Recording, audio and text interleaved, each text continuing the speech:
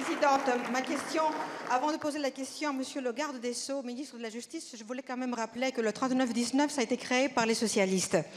Le gouvernement donc vient d'annoncer un plan pour la protection des enfants et la lutte contre les violences faites aux enfants. Si l'intention est bonne, elle ne doit pas faire oublier justement l'actuelle réalité d'une justice sinistrée. Et je ne parle pas ici que de justice pénale, mais aussi de justice civile. Il y a un pan entier de la justice sinistrée, ce sont les affaires familiales. Au moment où nous débattons, il y a des manifestations et des protestations des magistrats et des avocats qui, pour reprendre le titre de journaux, sont au bord d'un burn-out, de l'épuisement, entre colère et amertume. La famille, donc, est certainement ce qui compte le plus pour les Françaises et les Français. Une séparation, la gestion de la garde des enfants, un changement dans la situation financière des époux et des parents, ce sont des choses courantes que des effets difficiles. Au tribunal judiciaire du Mans, par exemple, le délai pour obtenir une audience est de 12 à 15 mois. Le quotidien, donc, ce sont des séances à rallonge, des familles connaissant de nombreuses difficultés pour divorcer ou obtenir la garde d'enfants, faute de délai raisonnable et fragilisées par l'absence de décision, des magistrats fatigués et des avocats démotivés devant expliquer pourquoi il ne se passe rien. Il faut donc certes se préoccuper de la violence, mais aussi se prémunir d'aggraver des situations qui sont ordinaires. J'ajoute que plan pénal, bon nombre d'affaires de violence conjugale sont renvoyées d'une année sur l'autre. Alors vous me direz, Monsieur le Ministre, le budget de justice est en augmentation et nous avons recruté. Néanmoins, il faut les mesures d'urgence pertinentes et penser avec les magistrats. Alors, Monsieur le Ministre, ma question est simple. Que comptez-vous faire d'exceptionnel pour que les familles aient le droit à une vraie justice, que des magistrats évitent le pire pour leur santé et que les avocats retrouvent leur efficacité? Je vous remercie. La parole est à Monsieur Éric Dupond-Moretti, ministre de la Justice, garde des Sceaux. Madame la Présidente, Mesdames, Messieurs les députés, Madame la députée, vous dites, et je vous entends, que la justice est sinistrée. Mais ces murs, voyez-vous, ont des oreilles, mais ils ont aussi une mémoire.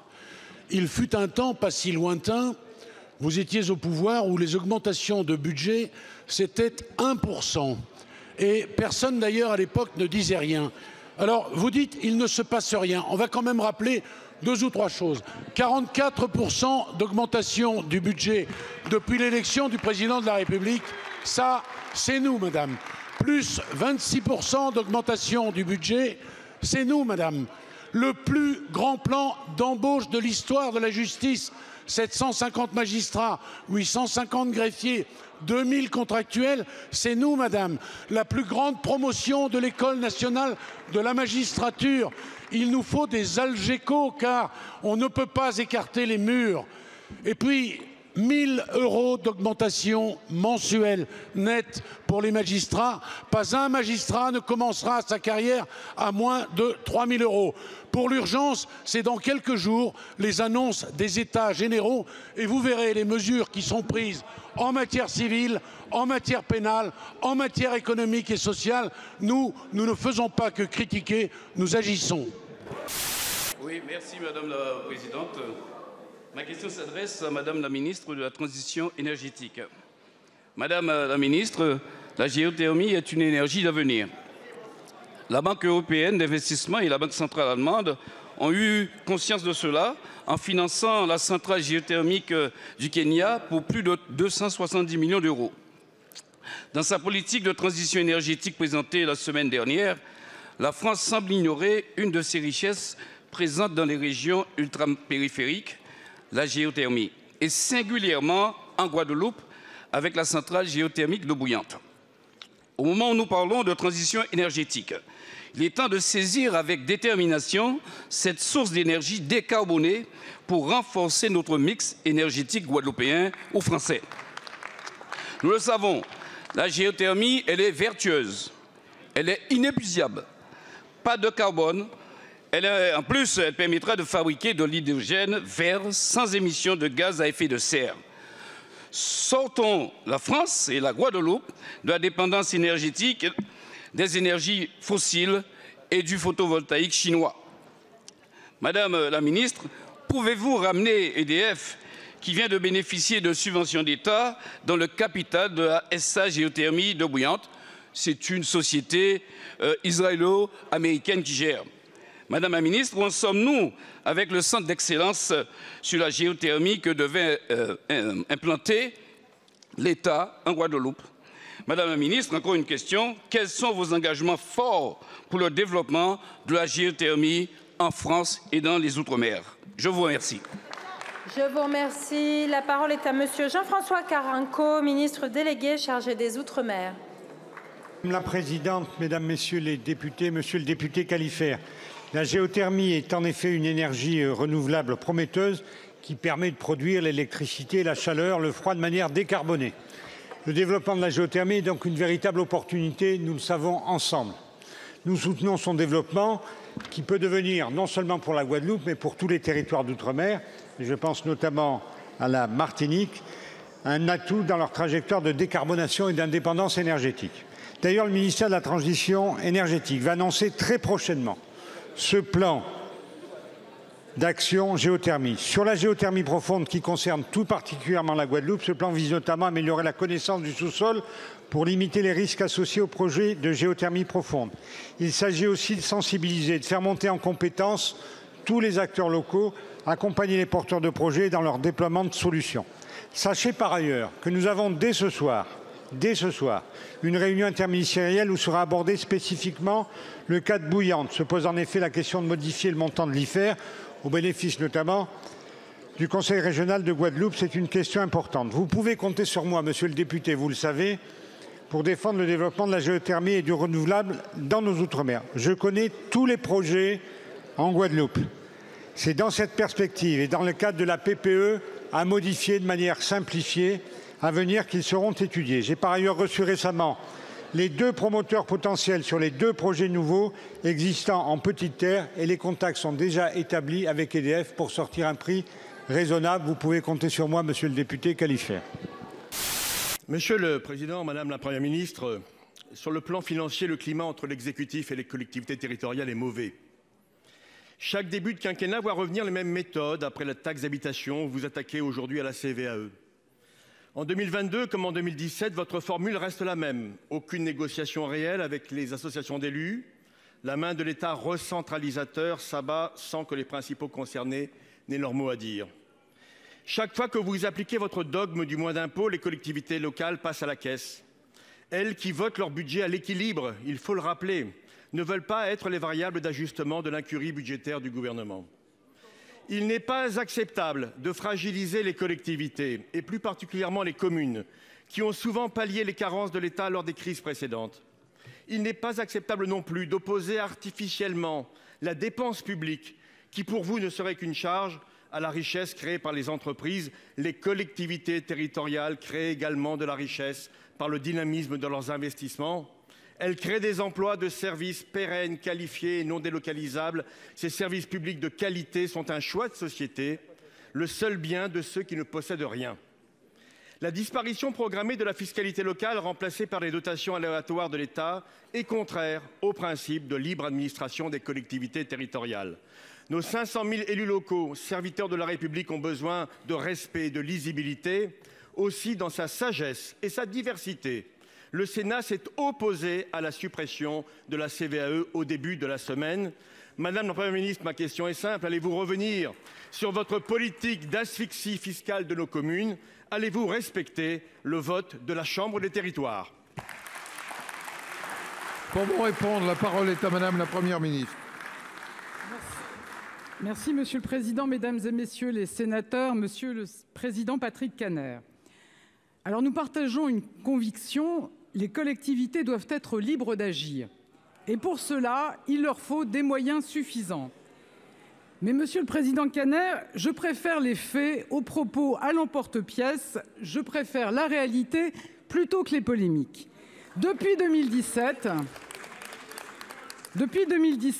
ne vous en déplaise, l'État a été au rendez-vous. Lors de la crise sanitaire, nous avons mobilisé 10 milliards d'euros pour soutenir l'action essentielle des collectivités. Face à l'explosion des prix de l'énergie, nous prenons des mesures fortes avec l'amortisseur électricité, avec le filet de sécurité pour les collectivités fragilisées. Au total, ce sont 2,5 milliards d'euros qui doivent permettre aux collectivités de faire face à la flambée des prix de l'énergie. Et je vous rappelle que près de 30 000 communes pourraient, comme les ménages, comme les très petites entreprises, bénéficier du bouclier tarifaire. Ces dispositifs, ils ont été conçus avec les associations d'élus, avec les parlementaires. Ils pourront, le cas échéant, être adaptés pour répondre à toutes les situations. Alors, Monsieur le Président Kanner, je ne veux pas être désagréable, mais je suis obligée de vous rappeler que l'action menée depuis 5 ans contraste avec celle portée pendant le quinquennat de François Hollande. Avec une réduction massive de la dotation globale de fonctionnement à hauteur de 13 milliards d'euros, une baisse indifférenciée qui a gravement fragilisé l'investissement des collectivités. De notre côté, pour la première fois depuis 13 ans, nous augmentons la DGF. Alors oui, pour défendre le pouvoir d'achat des ménages, pour renforcer la compétitivité des entreprises, nous avons décidé de supprimer la taxe d'habitation et nous souhaitons supprimer la CVAE. Ces baisses d'impôts au profit des ménages et des entreprises seront naturellement compensées avec un autre impôt plus dynamique, plus stable, la TVA. Et depuis qu'une partie de la TVA est versée aux collectivités, cette ressource donne largement satisfaction. Je n'ai jamais entendu un élu regretter la dynamique de la TVA. Et vous le savez, la TVA permet d'offrir à des territoires fragiles la croissance portée par la consommation nationale. Au-delà des ressources aussi et à la demande des associations d'élus, le gouvernement a soutenu le maintien du mécanisme de revalorisation forfaitaire des bases fiscales qui atteindra 7% en 2023. C'est un gain de 2,8 milliards d'euros pour les collectivités. Enfin, je le redis, nous ne laisserons aucune collectivité sans solution. Donc, Monsieur le Président Kanner, je mesure pleinement les inquiétudes que la période peut créer. Mais plutôt que de rajouter de l'inquiétude à l'inquiétude en tentant de faire oublier votre action passée, je vous invite à travailler avec le gouvernement pour améliorer notre accompagnement. Monsieur le Président Kanner.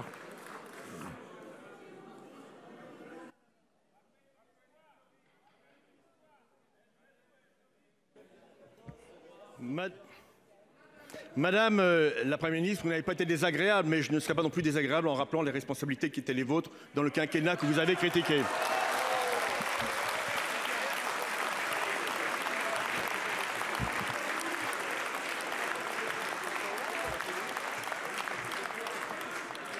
Ça vole pas très haut, je vous le concède, mais vous n'avez pas été non plus très agréable à mon égard.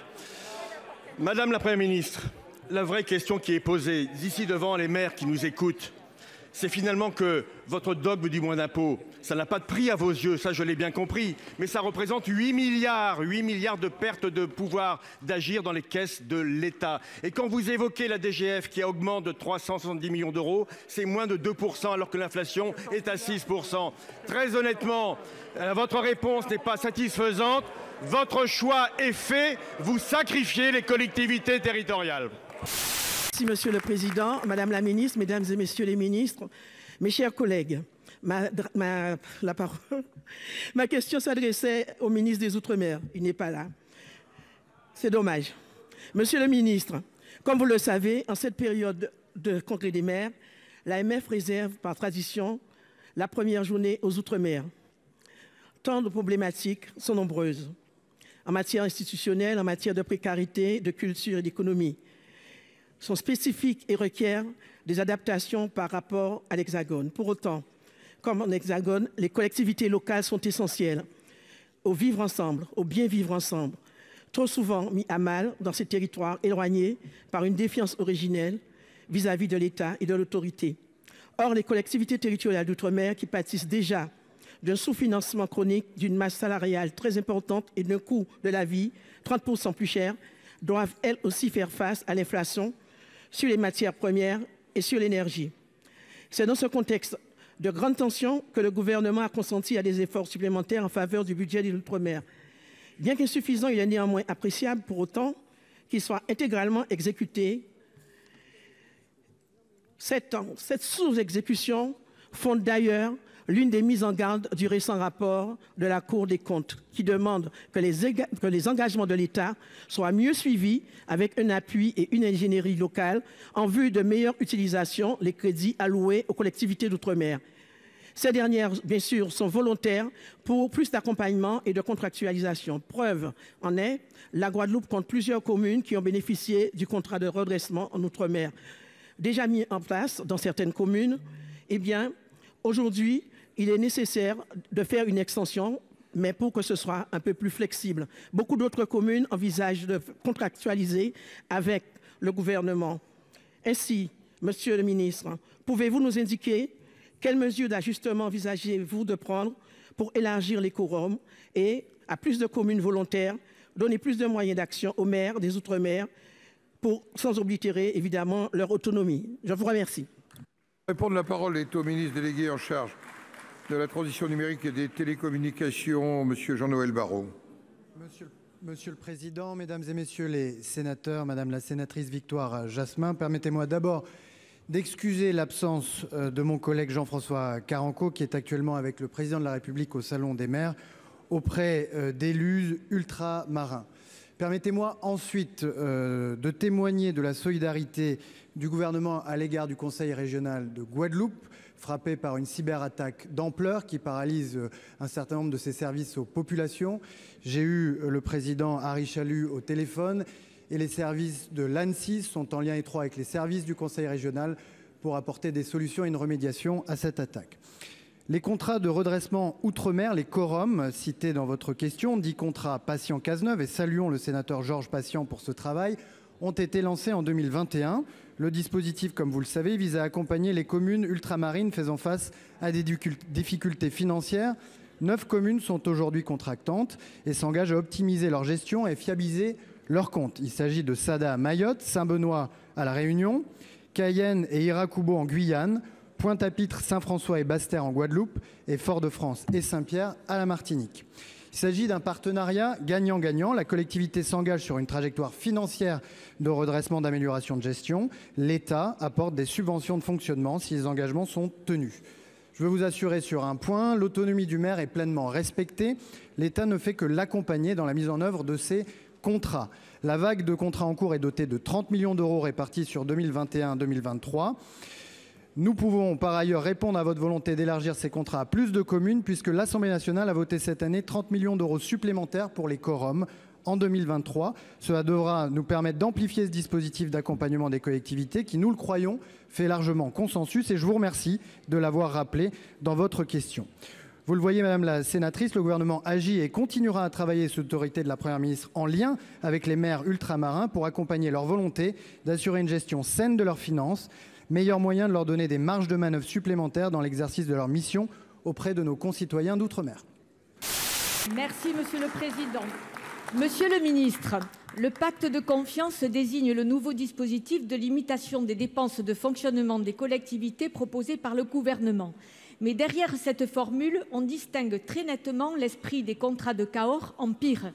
Tant et si bien que sur le terrain, il est renommé pacte de défiance. La démarche du gouvernement se vit dans les territoires, qu'ils soient de banlieue, urbains ou ruraux, comme une recentralisation diffuse du fonctionnement des collectivités territoriales, dont l'État grignote de plus en plus les prérogatives. La transformation des impôts locaux directs en compensation supprime la fiscalité dynamique des communes et entraîne une dépense financière à l'État et la volonté sous-jacente de prendre la main sur les politiques locales. Cet état d'esprit jacobin remet en cause le principe constitutionnel de libre administration des collectivités. Alors que le gouvernement se dit engagé dans un nouvel acte de décentralisation, les services de l'État, nationalement et localement, surinterprètent souvent les textes ou règlements au détriment des exécutifs locaux. Auparavant, l'État accompagnait les maires pour réaliser leurs projets, mais nous sommes passés à l'injonction sur la méthode. Aujourd'hui, nous en sommes à la contrainte. Les maires ne sont pas les simples exécutants des priorités de l'État. Monsieur le ministre, allez-vous favoriser l'accompagnement des collectivités, leur faire confiance et stopper cette mise à mal du principe de décentralisation voulu par la loi de 1981 ? Pour vous répondre, la parole est au ministre délégué en charge de la ville et du logement. Vous avez la parole, monsieur Klein. Monsieur le Président, Mesdames et Messieurs les sénateurs, Madame la sénatrice Viviane Artigalas. D'abord, pour compléter ce que vient de dire mon collègue Roland Lescure, la plus belle autonomie fiscale d'un maire, c'est faire celle que j'ai fait pendant 11 ans, c'est-à-dire baisser systématiquement les impôts et ne jamais les augmenter et tenir mes engagements. Sur le pacte de confiance, le gouvernement a fait le choix d'introduire le pacte de confiance dans le PLF 2023 sous la forme d'un rapport du gouvernement au Parlement. Tous les acteurs publics, État comme collectivités territoriales, doivent participer à l'effort collectif pour établir les comptes de la nation. Il en va de la crédibilité de notre pays vis-à-vis de ses partenaires européens. C'est le sens des trajectoires budgétaires inscrites en loi de programmation des finances publiques. Nous serons bien sûr attentifs aux débats qui seront les vôtres ici au Sénat sur ce sujet. Et vous savez que le gouvernement est à l'écoute des collectivités territoriales et donc de vous-mêmes qui portent leur position. Sur la suppression de la CVAE, une suppression qui aura lieu en 2 ans, qui s'accompagne évidemment d'une compensation pour les collectivités concernées, bloc communal et département. Et cette compensation a fait l'objet de nombreux échanges avec les associations d'élus, en particulier l'ADF sur la partie départementale. Le PLF 2023 prévoit donc actuellement, et ça a été rappelé il y a quelques minutes, à l'euro près, la compensation à l'euro près de la part de la TVA dynamique. Et par ailleurs, l'État ne conservera pas 1 euro de la CVAE qui aurait dû être versée aux collectivités en 2023. La CVAE sera territorialisée pour le bloc communal et forfaitisée pour les départements, comme je l'ai rappelé tout à l'heure. Enfin, elle ne réduit pas l'autonomie des collectivités. Nous passons à une CVAE nationale, d'une CVAE nationale qui était répartie suivant des critères de territorialisation à un système, à un autre impôt national et non une dotation qui serait répartie selon des critères concernés. Merci. Madame Artigalas. Monsieur le ministre, vous ne vous rendez pas compte qu'il est nécessaire de faire confiance aux élus locaux. Le président de la République lui-même s'est engagé le 10 octobre à mener une vraie décentralisation. Il vous reste à passer aux actes. Cela passe par une grande loi sur les libertés locales et sur tous les moyens qui vont avec, selon le principe simple du qui décide paye et qui paye décide. Si vous souhaitez réindustrialiser nos territoires et assurer la transition écologique de notre pays, il vous faut entendre les élus locaux, car vous ne pourrez pas faire sans eux. Ils demeurent incontournables, comme l'a démontré la gestion de la crise sanitaire.